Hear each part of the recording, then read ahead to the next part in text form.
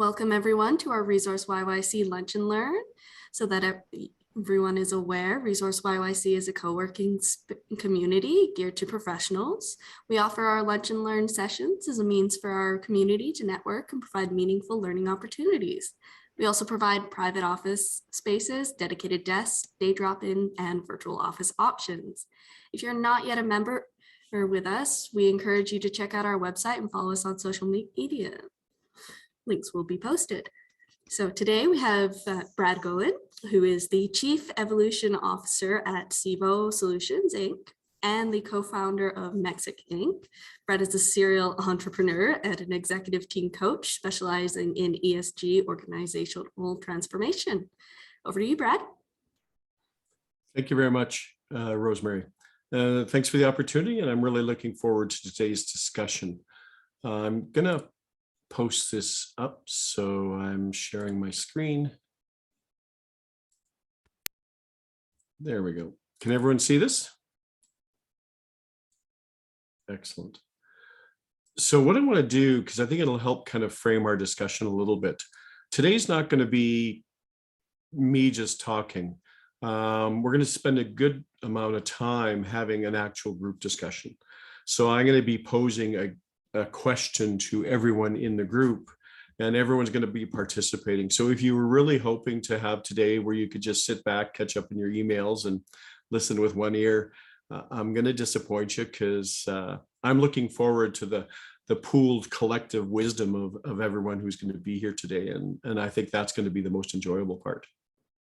So to help us on that, if we can quickly go around the room, if I can just have everyone kind of introduce themselves, and just kind of one thing that really kind of sparks your interest in the topic here. Pamela, do you want to start?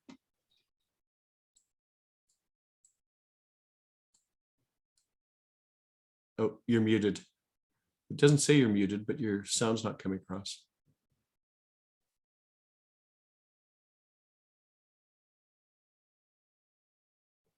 I'll let you play with that. Robert, do you want to go next? You bet. Rob Welke, Proactive Business Solutions. Brad and I actually are associates. We work together in this space, helping business owners prepare their businesses for future sales using ESG and conscious capitalism. Excellent, thanks. Pamela, any luck with your mic so far? Oh. We got some noise, but just static.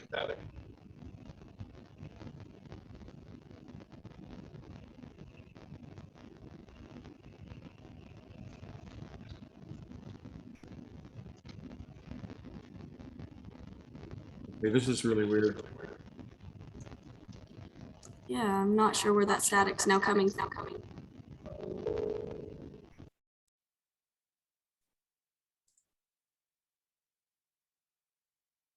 Is that's not me, is it? Okay. Mark, do you want to go next? Sure, and I even took myself off mute before I started.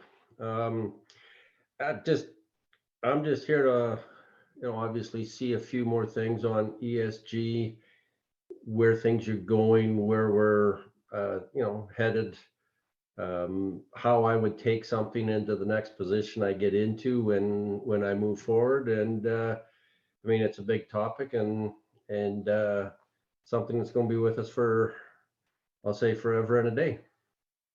Yep, excellent. Thank you. Susan, do you want to go next?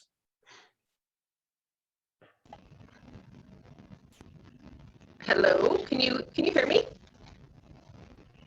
Sorry, I was on the desktop because I couldn't log in onto my laptop, which I logged in, but I don't see myself. Not that I want to.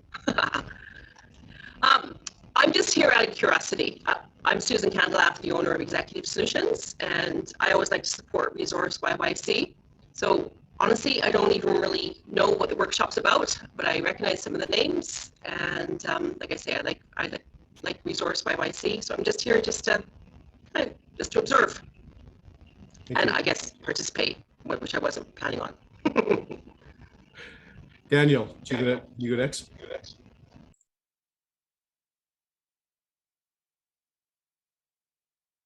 Danielle?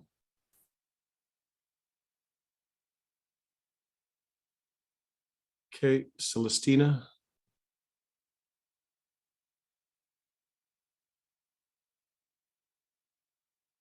And I'm just going to roll us forward. So Pamela seemed to, hopefully Pamela, when we kind of go into the group discussion, hopefully you can get your mic working by then. Oh, your mute's off. Pamela, any luck? Hi, Celestina. Hi everyone, my name is Celestina. I am a designated accountant and a business ally. So I'm here today to learn new things and to see how I can bring that knowledge into what I do for companies. Thank you. Thank you. Okay, so let me jump into this. I'm going to get us through this because I want to get us to where we're having our discussion. And where I want to start is land acknowledgement. If we are going to be ESG socially responsible, then this is kind of a new part of our normal here in Canada is the First Nations land acknowledgements. In the spirit of reconciliation, reciprocity, and truth, honor the ancestors and acknowledge Treaty 7 territory, which includes the Blackfoot Confederacy, Siksika, Piikani, Kenai, First Nations, as well as Tsuut'ina and Stoney Nakoda, including Chiniki, Bears Paw, and Wesley First Nations. We recognize as home to the Métis Nation, Region 3. So I live and work in these regions, so I acknowledge that. So really, three things I want to cover today. One is why. Why is this ESG thing become so overwhelming? I remember 18 months ago, I would mention ESG to people and they'd ask me what it was because nobody had heard about it. And then after a month or two, I'd talk to them again and they'd go, you've ruined my life because I cannot unhear the phrase ESG anymore. Every time I turn around, it's in my face. So, it's been such a transition, and it is now become a point where this ESG is a conscious business imperative. This is going to be a reality in all of our businesses going forward. So I really kind of want to emphasize the why, because if we don't understand what's driving this, then it makes it, much more difficult to relate to and to take action on. So we're going to get clear on what an ESG conscious business is. We're going to have a discussion around that and your understanding of it. And then what I'm going to finish on today is some tips and some areas that you can work in for your own business, whether you're consulting, whether you're employed, whatever, on how you can leverage this into identifying opportunities for growth within your own business. So that's what I'll be covering. The big thing that we're seeing is that, and I kind of blame the financiers. I think they kind of created this. Back in the 70s, when the financial markets kind of embraced the concept of the only responsibility of corporations is profit, I think they skewed business in a very bad direction. And now it's ironic because now we've got financial markets actually coming back and going, oh, well, maybe that wasn't the best thing. Maybe that doesn't create long-term value. And actually, they've been doing the research and they found that, business, if we keep going in this direction, has got a real problem. Society has a problem if business keeps leading us down this road. And it's to the point now where we can't ignore it. And if we are going to survive, we're going to have to adapt and change.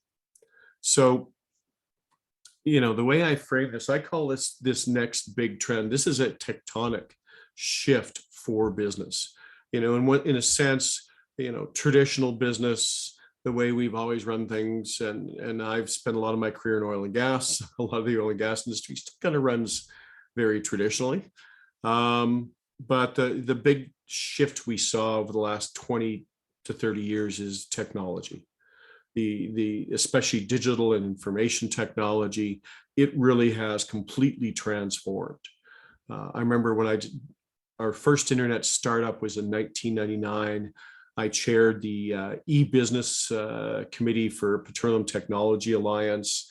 And I remember companies, 20 to 25 years ago, just saying, all this technology stuff, it's a fad. It's not really going to, it's not really going to affect us. And look where we are today. This Business 3.0 is really about sustainability. And sustainability is the foundation of all of this. ESG is kind of the latest iteration and evolution of this sustainability movement, which actually goes back almost half a century with the UN Sustainability Development Goals, which is that on that first slide, that picture, those are the 17 UN Sustainable Development Goals. And some of these other initiatives and programs have evolved and come out of this.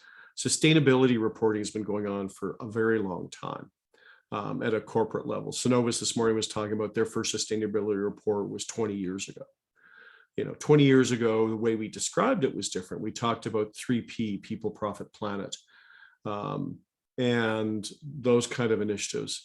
And so, this is not suddenly a new thing, but what is new is the fact that investors and money and financial markets have now made the sustainability issue their number one priority, non-financial priority in terms of their investment, how they place money, how they're positioning themselves. Right now, private investment, private money, over $40 trillion globally defines itself as ESG, sustainable investment. So the reason we're having this conversation, the reason the media has jumped all over this is because money has said, this is our new criteria. And if you want access to capital, if you're in the M&A market, ultimately, a friend of mine used to say, money doesn't talk, it screams. And this is what it's talking about now. And it is not a flash in the pan. It is not a trend. Price Waterhouse announced they're hiring 30,000 people globally to work in their ESG reporting area.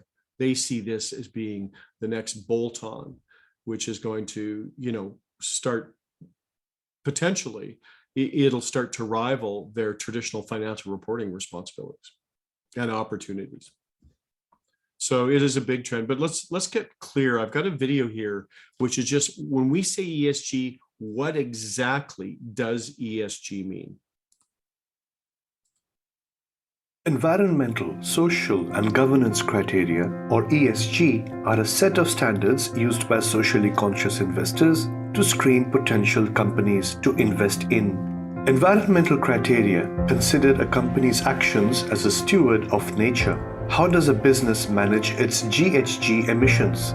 What are its actions on energy saving, reduction of pollution, natural resource use, deforestation, ethical treatment of animals, etc.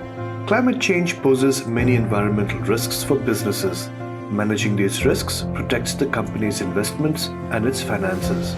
Social criteria look at the company's impact on society. Do the company's working conditions show regard for the health and safety of its employees, diversity and protection of human rights? Do the company's suppliers have the same values? Are stakeholder interests considered? The S of ESG increases productivity, morale, and brand loyalty.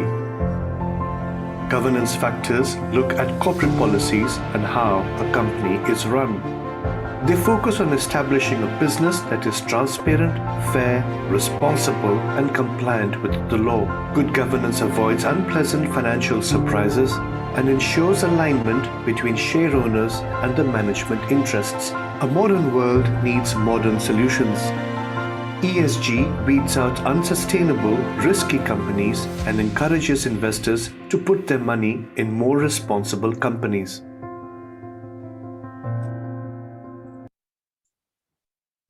So to be clear, ESG is a system and a reporting methodology developed by investors for benchmarking.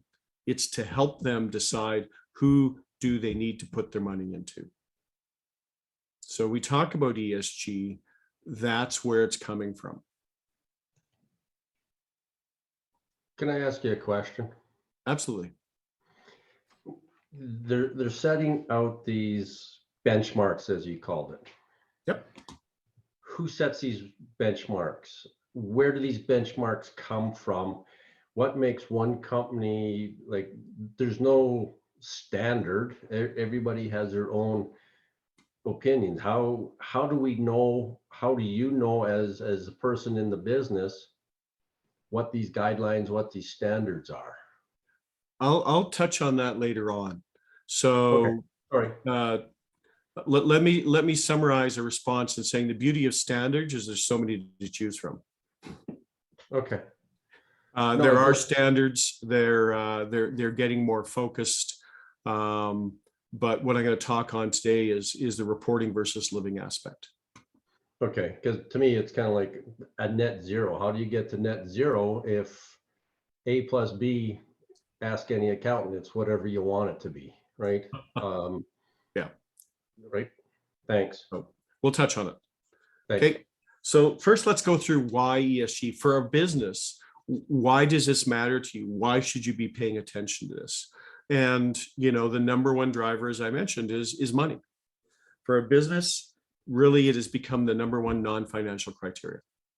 So if you want investors, if you're a business owner and you're a boomer and at some point you want to exit, the M&A markets, there was a recent report going through the data. And again, in the M&A markets, if you want to sell your business, this ESG has become a huge criteria on how attractive and what kind of value may be placed on your business. So, and again, I want to clarify, they're using ESG now is kind of a criteria, because what happened is the last 15 years, 20 years, a lot of initiatives have been going on. One of them is conscious capitalism. So Ras Sisodia and John Mackey, the founder of Whole Foods, they wrote a book called Conscious Capitalism. Harvard, a bunch of business schools, and what they've been recognizing is that companies that have a long-term strategic focus, companies that take on their social responsibility, their environmental responsibility, take on obligations of society to build a better world and have, you know, kind of that higher purpose. Financially, they outperform. The research shows that, you know, the traditional assumption was you could do good or you could make money. The data actually shows if you operate good, if you do good, you actually make more money. So the data and the research showed that. And so really investors were going, okay, well, how do we figure out which companies are more conscious? How do we figure out which companies are operating to these higher standards? Because I want to identify them, because I want to get in on them early and make more money. So ESG is a conscious measure of sustainable performance. Who's performing well in this? The guys who are performing well tend to be leaders in their markets, tend to be forward-looking, and create more long-term value. And you're going to see a lot of that description in ESG and in strategy and investment strategy. Who is focused on the long term? Because we spent decades now focusing on quarterly results, and it's ground companies down to, you know, they perform well for so many quarters, and then over the long term, those companies actually lost significant value compared to the ones that had this long-term sustainable mindset. One other thing that's critical to be aware of is the SEC, the securities people in the US, just issued their first general warning ever on the veracity of ESG reporting. So the problem is everyone's going, okay, I got to do this. Like you said, Mark, I got to do this. What do? I'll start ticking boxes. And what they're finding is that a lot of companies are ticking boxes, but it's not real. And if it isn't real, there's a huge price to pay. If you want examples of that, And I've had discussions with big publicly traded companies with their boards, and my question to you is if you don't do this and you're not real at this, what kind of price are you going to pay? And a lot of them are cynical and kind of skeptical. But at the end of the day, you look at somebody like Volkswagen, and they absolutely blew it.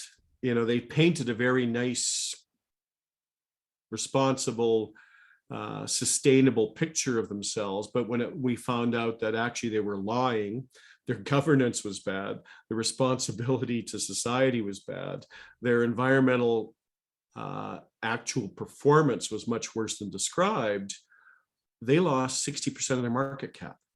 So that becomes a real easy argument with investors or executive teams. If you don't do this and you just fake it, what happens when you get caught out and exposed and you get a 50% hit on your market cap? So you want a good case why you should do this seriously? There's examples out there. Again, the research shows that why else? Why is this a good thing to do? Because customers want it. Right now, the energy sector in Canada is shifting over this, and it's not official yet, but I will place money, I will bet anybody, within 12 months, ESG will be an absolute requirement to be a supplier of major energy companies in the Canadian industry. And that's just one industry, one sector. So if you want clients, if you want customers, I look at my daughter and her generation, and this is probably their single biggest criteria for who they buy from, what products they buy, who they want to work for. If you're doing this and doing it well, you can differentiate. It gives people a reason to switch to you. It creates much greater loyalty, and it can attract a premium price. Companies that can help other companies perform better in their ESG reporting can actually attract a premium price. And people, at the end of the day, every company, it's the people that create real value in your company. And if you want to attract and retain the best and brightest people, again, these ESG values are becoming, a huge criteria to actually attract talent. Today we're talking about the Great Resignation. Well, a lot of people are finding that they want to go work for somewhere they care about. The energy sector, Calgary was the hub of the industry in Canada, and yet the University of Calgary has ended their petroleum engineering program because no young people were interested in taking it. They saw it as a dirty business and not having a future. And so the faculty no longer has a petroleum engineering program. So that, is how significant this sustainability requirement and these priorities are to attracting talent. And generally speaking, society wants it. If you want a social license to grow, and the energy industry has been the victim of this, been so busy focused on making money that we never worried about making friends, and lost its social license. And it's not just true for them, it's true for every company. If you want a social license to grow, you want to get the support of communities and First Nations and other stakeholders behind you, then you really need to embrace this and show that this is the kind of business that you truly are. And again, this isn't new. When we talked about businesses that outperform, companies like Costco and Honda, Toyota, Southwest Airlines, Patagonia, Zappos shoes, these are companies that are in, top of their sectors in terms of performance, but also have conscious manifestos, also have commitments to a higher purpose and to operate in a sustainable manner. And it's these kind of companies that have proven to investors that really being committed to doing the right things pays off. So it's not just little small, medium tech startups and things like that speak to this and live to this and take advantage of this. it's pretty significant companies. You know, you can think about a lot of us. I'm a big Costco fan, and I look at, you know, they keep their staff. There's Costco staff I've seen in there for 25 years. You know, you can't say the same for Walmart. So just how they operate, you know, there's great role models out there. So when we talk about ESG, it's really a measure of sustainable performance. And they have criteria around environmental, social governance. But again, I think my concern here is I don't want it to be the tail wagging the dog. We really have to live these and embrace these, because to your point, Mark, about standards, if you're just fussed about the reporting and all you care about is ticking a box, then having the right standard is, you know, that's crucial. I got to get to the right box. If you're actually living this in the DNA of your organization every day at every level, then actually the reporting becomes easy. If I'm doing the right things, it's easy to fill in boxes. If all I'm doing is filling in boxes and I've ticked the wrong boxes, then I've got to go make up other stories. So that's one of the big things we're seeing, you know, and it's got to be more than just words. ESG is, if we're seeing a lot of companies starting into this because they need to do an ESG report. So they're getting dragged into it. And that's fine. I don't, you know, in some respects, I don't care what gets you started, but you can't just go into it and stay in it just as PR. If you do that, another great example is Patagonia. You know, Patagonia is kind of a poster child for sustainable, responsible, you know, companies. And yet when they got cut out on their supply chain, they took a 40% hit in their market cap. And they had to work really hard to regain their credibility in this area.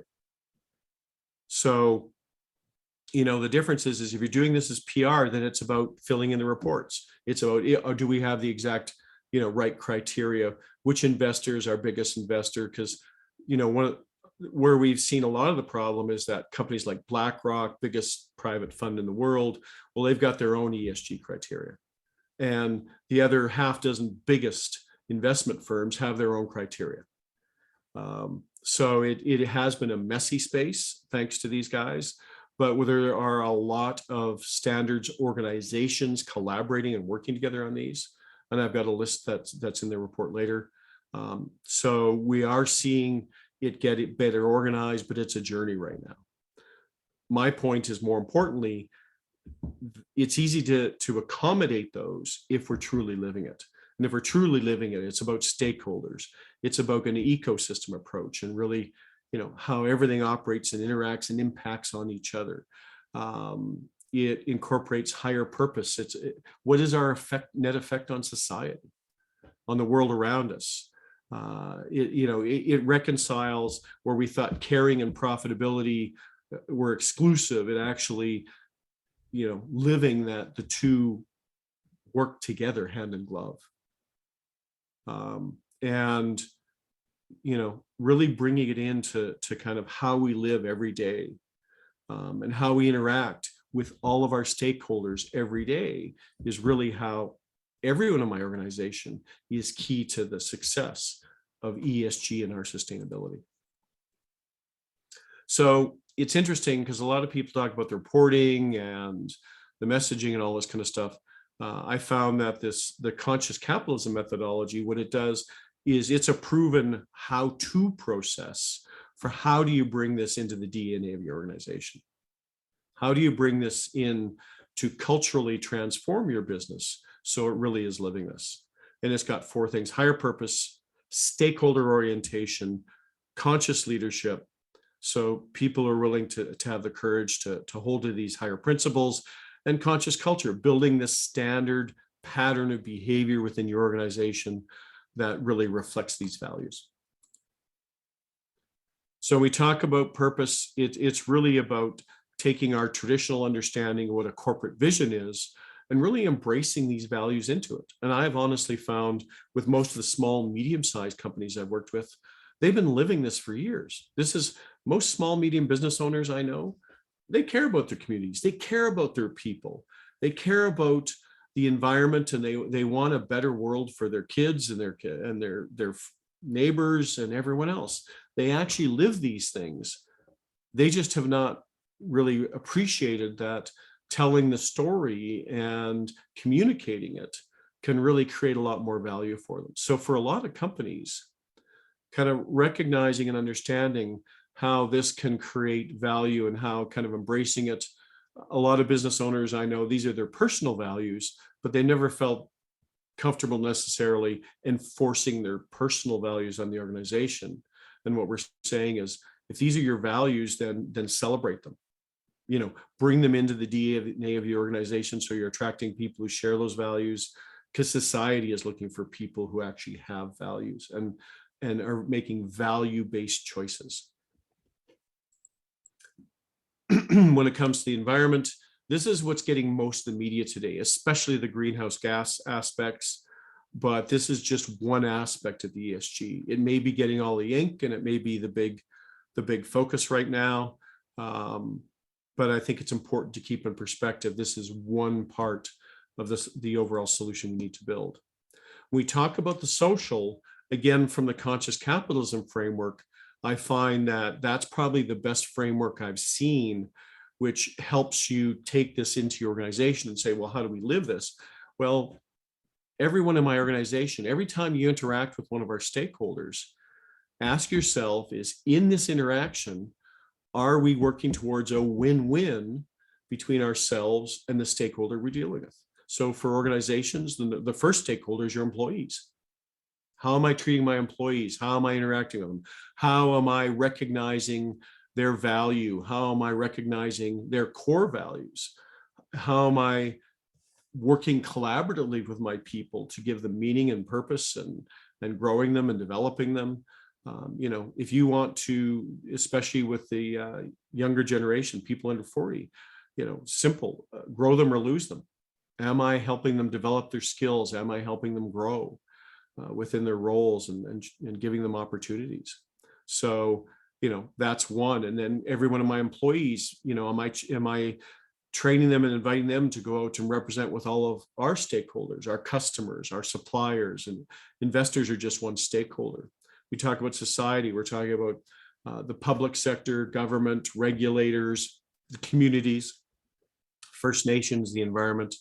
We have to figure out win-wins in our interactions with everyone, and just going at it in our interactions with that attitude of, where's there a win-win here, is really how I can make this live within my organization and give everyone a role in making this happen.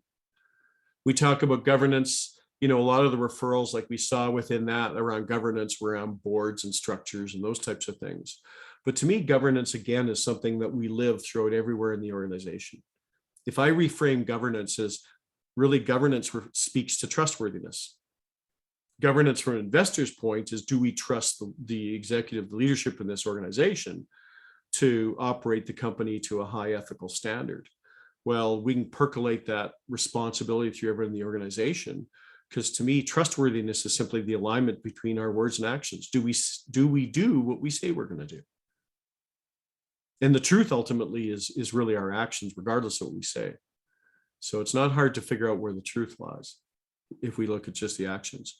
So everyone in the organization can kind of play a role in this governance aspect as well, and help us roll back up to leadership, and identify and flag areas where we don't live what we say we do.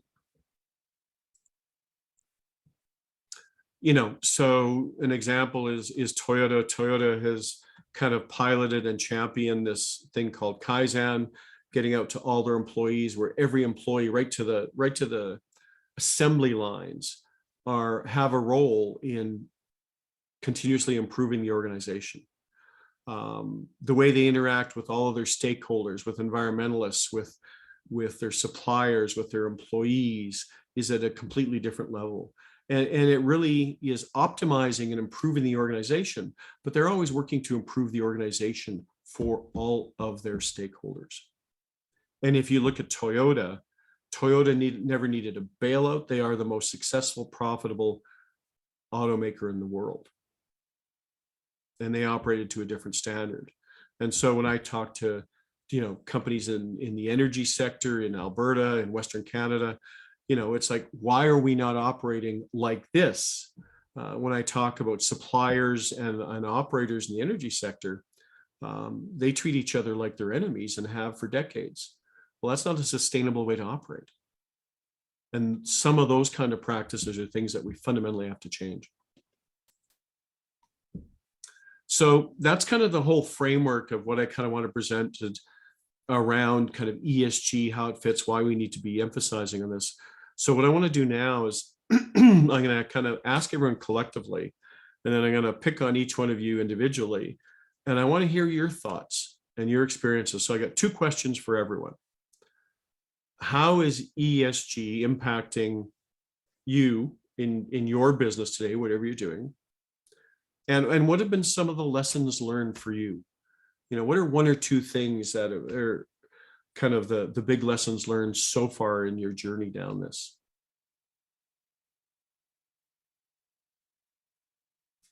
So, Susan, if you don't mind, I'm going to pick on you to start. How's ESG affected you? What have you learned? Like you said a few minutes ago, I think kind of unconsciously, we've already been kind of operating under ESG. Maybe not so much with environmental, we're small, so I don't really have anything to do with our environmental. Although I will say we were recycling in our own little office way before we had to. So that's maybe a bit of a stretch. The area that would affect me more so is social. And more in terms of diversity and inclusion, which I'm not sure if it's exactly ESG, but I think so. Yeah. So so for us, it can be tricky when we're working on a search for a client, and sometimes we ask them to share what they're looking for in the ideal candidate. So, and we encourage them to really share with us what they're looking for. So sometimes, as you can imagine, it can be tricky. When they make it clear that they maybe don't want a certain, where I have a problem is when it comes to a certain nationality. So that can be, so then we can have kind of sensitive conversations. However, I like to, okay, it's good for me to know that's how they feel, and then it's up to me to decide whether I want to continue working with them. And then that, it has to align with our company's core values. So if my stomach is turning when I'm talking to the client and I truly do not agree, and I have to tell them. And I've learned to do that. It's hard, as a business owner, you never want to turn business away. So like you were saying, I guess at the very beginning, business is, it's profits. Well, it's not. No, it can't be just profits. So I think I'm talking all around it. So this is very interesting for me because it's a small business. It doesn't affect us as much, but it still does. So so I'm not sure if I'm making any sense. So to answer the question, my biggest issue is when a client is asking something specifically that I don't agree with. And then it's hard. I've got to speak up and maybe say it might be better off working with somebody else. Yeah. But standing by those values, the right value, I think will define your brand and will create value for you in the long term, because other people are going to hire you because they respect the values you have. Other people want to work with you because they respect you living those values. And I think a key is us figuring out how to tell the stories in effective ways. We'll touch on that. I want to hear from everyone else. So thank you very much, Susan. Corey, do you want to go next? You're muted. Hi there. I'm in a little bit of a unique situation. I'm currently doing like small contract work for several organizations, Mhm. and trying to find the right fit. I'd really like to go back to work full time for an organization that really does believe in this. Right now, what I'm finding with some of the groups that I'm working with is they have this fear of kind of going in this direction because it is going to cost them some money. Right now, everybody's so worried about the bottom line that they're really forgetting about this part. So I think I really do that. You know, that's one of the biggest challenges is to convince them that if you give up a little bit now, down the road, it's going to be better. So it's short-term vision versus long-term. I really do agree with you. I think the longer and the harder I get up on my soapbox about this, that other organizations will kind of buy into it. And I guess I'll find the right fit. Yeah. That's sort of where I'm going with it right now. Yeah, the realms that I'm really working in right now are sort of tourism, hospitality, the education sector, sport, and kind of in the nonprofit sector. Okay. So lots of our opportunity in terms of living those values in those areas. Yeah, it's just convincing them that it's the right thing to do. So I think, yeah, looking at it and kind of gathering some of the stuff that you said is, you know, maybe presenting them some of the stronger case studies. And I don't know if that's going to work, but yeah, everybody right now, I think is just in this survival mode versus looking to the future mode. And I am coming from it rather than a business only aspect is I'm more in the communications and public relations realm. So it's walking your walk and talking your talk. Well, I'm going to finish off today with ideas for things that you can do, and I think you'll relate to some of those. I think there's good opportunities for you around. One of the biggest challenges I see for a lot of companies is telling these ESG stories. You know, you can measure on the environmental side, but social and governance is all about storytelling. Yeah, and it's convincing them that they do have a story to tell. Absolutely. Or they should be looking at what stories they can tell. Yeah. Thank you. Mark, do you want to go next? Yeah, sure. Well, you know, issues, I go back to a thing, I went to a conference a number of years ago, and one of the biggest questions was social license. And the presenter threw out the question of what is a social license? Again, it kind of gets back to standards and a few other things of who generated the idea of a social license? How do we buy into a social license? And you know, you just don't go down to the local registry and get a social license. And again, who is it? Who developed? Who says it's right and who says it's wrong? So that's to me kind of an issue of you know, you tell me I need a social license. Well, again, sorry, as an engineer, you want to know what is the definition. And sort of getting back to that, the last, I'll say presenter, some of the differences that I see and issues I see is sector versus sector on what do you need as an ESG report. Hospitality will be a lot different than what a energy business will be. And again, you know, things that need to be looked at. How does someone buy in on this business versus that business? Well, I'd like my report to look like their business because my report isn't as big.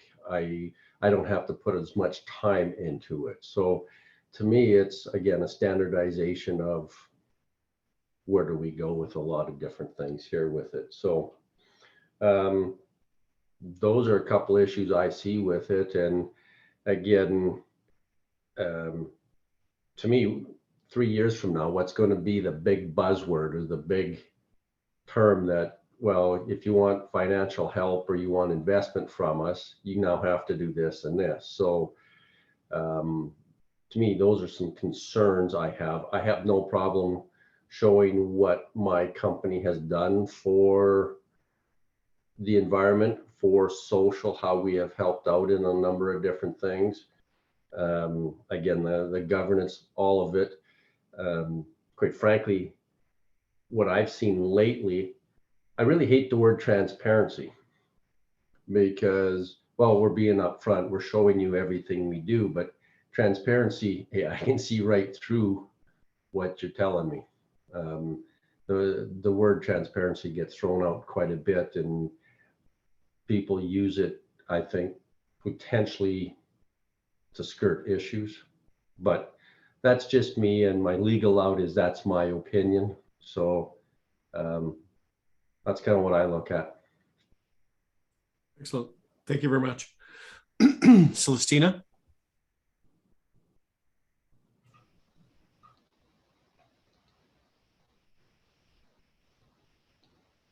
Oh, we saw, there you go. Okay, yes. So I have been working for not-for-profit organizations in the recent times, and prior with small companies that have not seen the need for some of these things. And like you rightly noted, it's new in the system, so it's still not, it hasn't filtered down to those companies where you have the owner sitting as the CEO and vice presidents and things like that. They have not seen some of these needs because they are small, their sizes. So the time, and that's why I'm also here to see if I have opportunity to work with such companies again, how I can also begin to let them know about things like this. Because it's a good practice for everybody, really. Yes. Excellent. Thank you. Excellent. Thank you. Thank you. Pamela, are you on? There we go.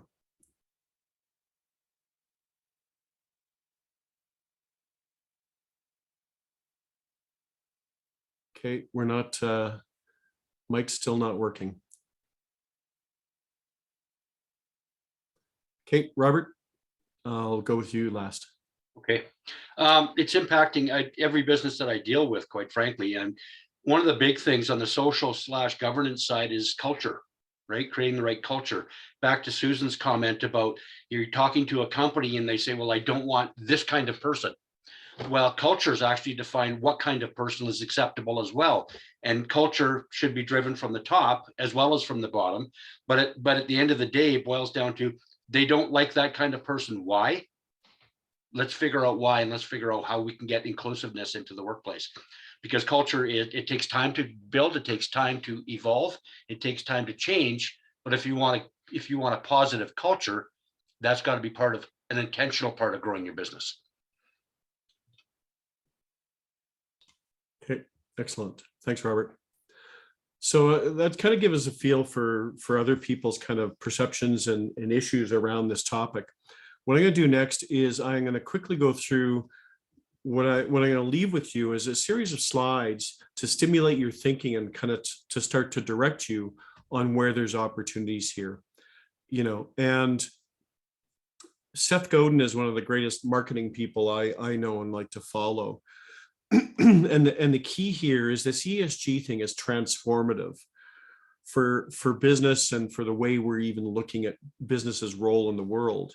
And his point is change is not a threat, it's an opportunity if you choose to look at it that way.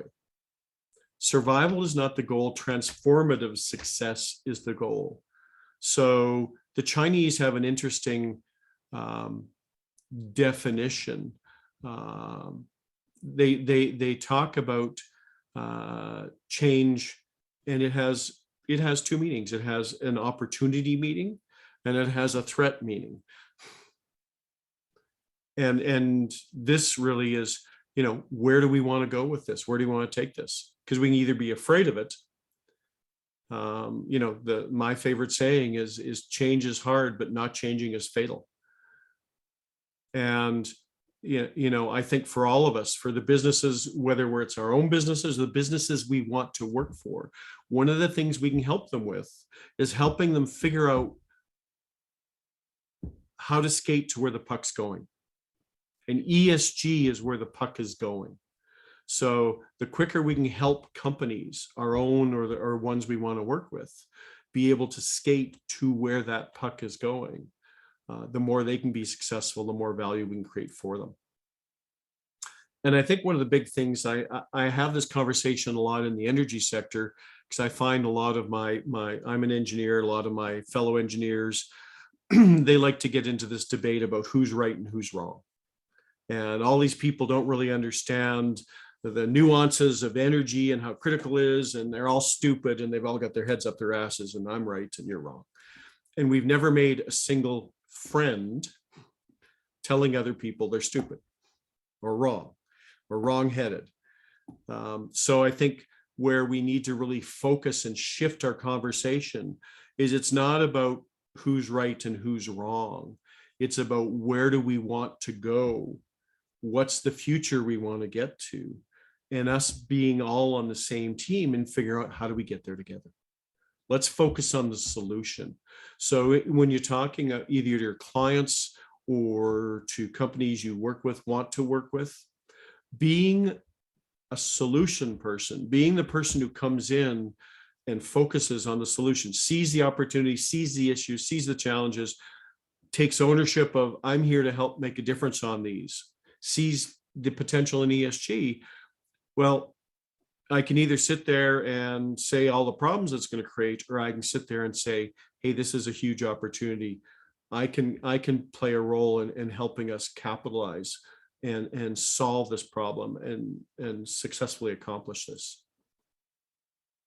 So if you think about it in your own company again, or companies you're talking to, every one of those stakeholders, there's an opportunity to understand at a much deeper level, where's the opportunity in ESG with every one of our stakeholders? What's it take to use this to attract investment? What does it take to use this to attract more customers, to attract more interest, talent? There's a way that we can use this to basically advance ourselves with every one of our stakeholders. What are some of those opportunities? And how do we do that? And so thinking about every single one of those stakeholders for your organization and looking at each stakeholder and saying, where are their needs? What are their emotional needs, their economic needs, their functional needs? You talked about this is a really scary thing because the traditional perspective of this is if I do these good things, it's going to cost me. Well, yes, there is a cost to it. It does take effort. It does take resources. It takes time and focus. And the payoff can be significant if you're willing to look forward to the next step past that. So recognize the emotional fear and the anxiety, COVID, et cetera. But, what are the economic needs? Well, we need to grow. Well, okay, then we're going to have to spend to grow. Really getting an understanding of these emotional, economic, functional needs for every one of our stakeholders and figuring out how do I create a solution around that? That's where the opportunity lies for all of us to grow our businesses. And again, this is really about market leadership, figuring out where can I use this to really build off of my strengths and position ourselves to really kind of grow to that next level, using this ESG kind of framework as a tool to give me an advantage and a leg up. So this discussion around ESG is really a unique opportunity to go out and have new conversations with all your stakeholders, your existing client base, your prospective client base, looking at new target market opportunities, et cetera. Really looking at these and going out and having new conversations. How is this affecting you? What are some of the things you see as opportunities and threats, and figuring out really where they're at. and then positioning yourselves as being a part of their solution as well as your own solution. In terms of driving growth, it may be core to your business. For some of you, this may be a significant step out, but, figure out where you want to play and how you can win using this is kind of a strategic approach to looking at it.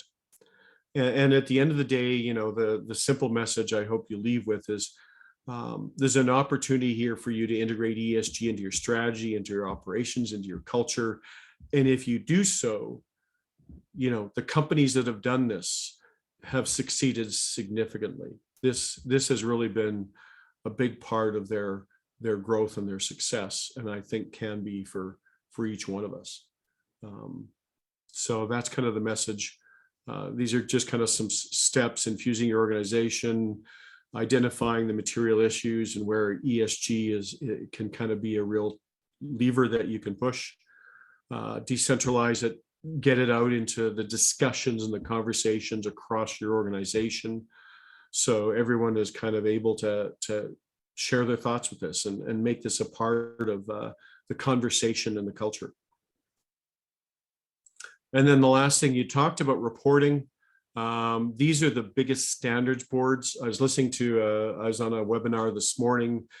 IBM and Reuters were running it, and they were really focusing on the TCFD standards as around environment, and being the one that's really kind of gaining strong footholds. But basically, the ones on this slide are the ones that are really the predominant ones. If you monitor these are where the world is going with respect to trying to get standardized around this. And really, if the simple way is embrace these ESG conscious philosophy. Think of it as just kind of a mindset, and then take that into your normal organizational growth and development process, and just look at, do things the way you normally do them in terms of planning and building your culture, rewarding your employees. Just use that mindset as a way to color how you run your business. And that's really how you transform your own business into this.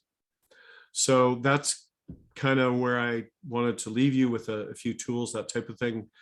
And we'll share this deck. There's some YouTube resources, some online resources around some standards and some of these other areas that you can go to and use as well. So that's kind of the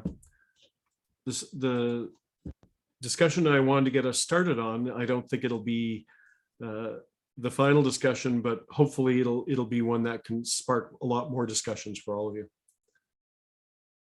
Well, thank you very much, Brad. That was a great presentation, and I hope everyone learned quite a bit about ESG and how it's going to continue to shape our world.